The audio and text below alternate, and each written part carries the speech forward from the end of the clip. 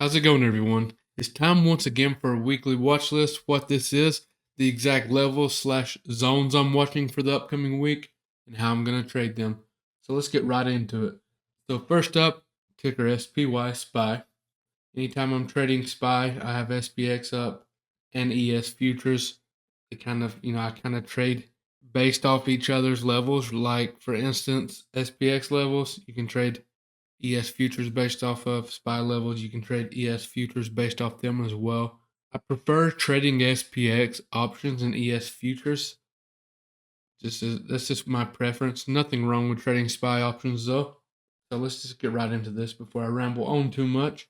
So the closest resistance I have is this 545 level here. As you can see, and it's exactly what I'd like to see for a level, right? You can see we have some nice touches on the hourly. I don't know, 3+.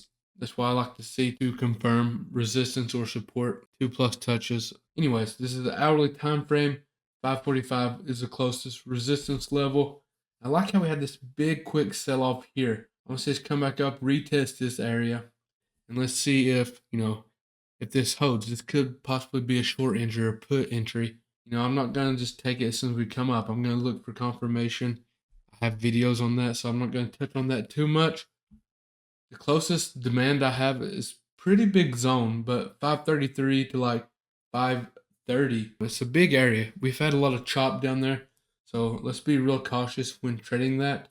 As you can see back here, kind of getting that in this chop. That's not something I like to trade. I like to trade levels where I've had a nice clean price action. Okay, so let's be patient here, whether it's coming back out for entry or whether it's losing it, coming back up, retesting for a short entry, okay? So let's be very patient. If we lose that, we have a clear support at 523.8.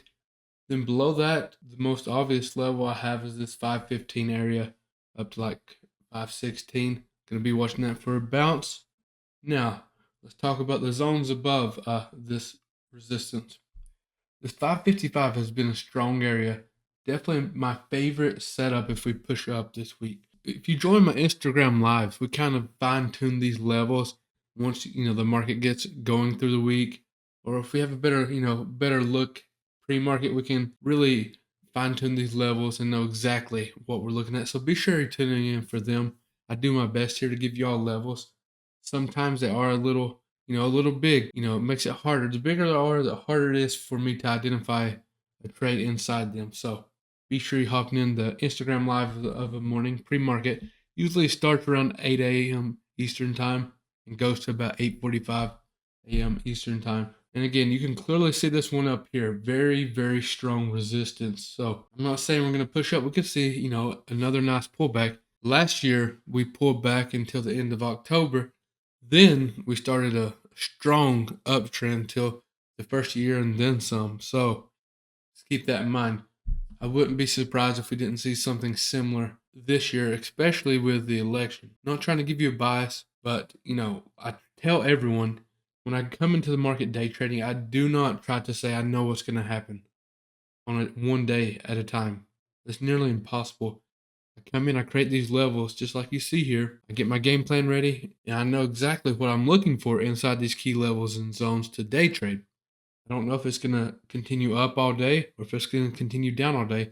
Not until you confirm the trend, right? Do I have a bias long term? Yes, I invest long term, right? I'm bullish on a lot of companies, on SPY, but on a day to day basis, I just trade my levels, trade my system. Up next is the SPX. These are my updated support and resistance levels and areas of confluence. This is what I'm watching while trading ES, while looking for my entries. Even if I have confirmation on the SPY zones and levels, if I come over here and we're right above support and I'm looking to buy puts, that's going to tell me I need to wait a minute for the extra confirmation. I don't want to be going short above support on SPX. Whether you're trading SPY options, SPX options, or ES futures, it's always nice to get that extra confirmation. Same thing with resistance. You do not want to be going long right below a strong SPX resistance. Chances are, even if it does do what you want, when it hits it, it could come down enough just to stop you out, then do what you want. So A little patience goes a long ways. And yes, you can take trades based off these levels alone. Again, you can trade ES futures or SPX options or SPY options. Like I said, I prefer SPX options and ES futures. Keep in mind, everyone, if you want to get funded, check out Apex in my description and use code Grizzly.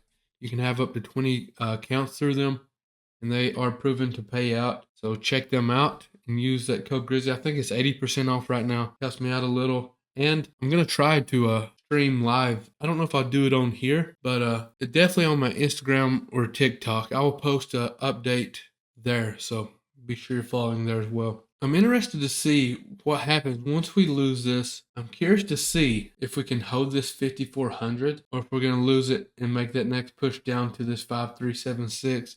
Then, if we lose that, we have quite a bit of room down. So, should be an interesting week. I think there's going to be plenty of opportunity. We're just going to have to be patient enough and let the trade come to us. We had a short week last week. I always go lighter size on short weeks. They're just harder to trade. Sometimes you have lower volume. Sometimes it just doesn't respect technicals. But it was a solid week. I think I had a losing trade or two, but overall made decent money. I'm ready to get back to this full week, go back to regular position size, and hopefully we can all just make a bag together. Up next, QQQ. You can trade QQQ options or NQ futures based off these levels. For less risk, you can even trade MNQ futures. Don't have a whole lot going on here, but the levels that we do have look solid. Right now, we're approaching this demand, so we're either going to have a nice bounce or, we can lose it, look for the retest for the put entry. Okay, I love setups like that where we lose it, come back a retest, get short, puts, and catch the move down. We push up, same thing you've seen on SPY. We have a resistance where we had that big sell-off. You can clearly see it there. 1, 2, 3, 4, 5 touches on the hourly. So 454.8 for a possible reject, and above that, this 565 area is the only reject area I have. Like I said, once it comes back up, just because it's hitting this level doesn't mean we're going to go short automatically. It could very easily reclaim and push up to this next zone. That would be quite the move, but you understand what I'm saying. Wait on confirmation and be patient. And if you do take an early entry, just know your risk, I've seen early entries pay, and I've seen them come back and, get us. So the only way I like to take early entries, just give you all a little tip, is if we're approaching my levels and not quite at them, I see a momentum loss. I see my confirmation coming early, basically. Keep in mind, anytime I do that, it's lower position size, and occasionally I will add to it at that key level, but I'm not moving my stop loss. I keep my stop loss the same. So just a little tip. Hopefully that helps you out on that.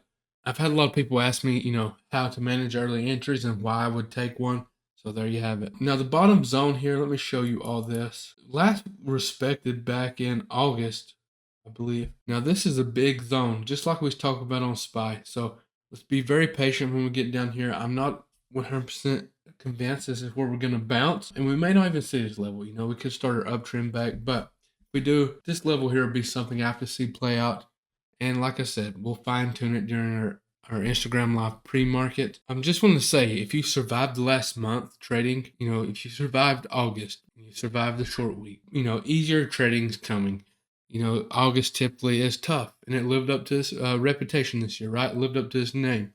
September typically, has some weakness like we're seeing already. So no bias on day to day. I invest bullish long term. That's the only bias I have, just because I have time on my side, and you can zoom out on SPY for the last 20 years and see what I mean. So let's go into this week, trader levels or zones. Let's have enough patience to wait on them levels and zones before entering a trade.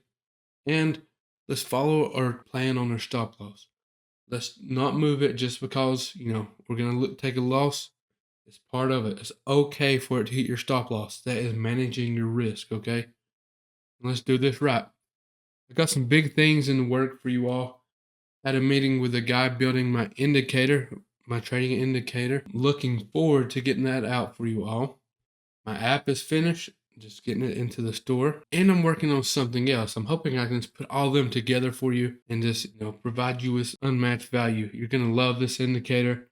It's basically looking for the things for my confirmations for the way I trade. It's basically my strategy into indicator. So we're trying our best to get that together.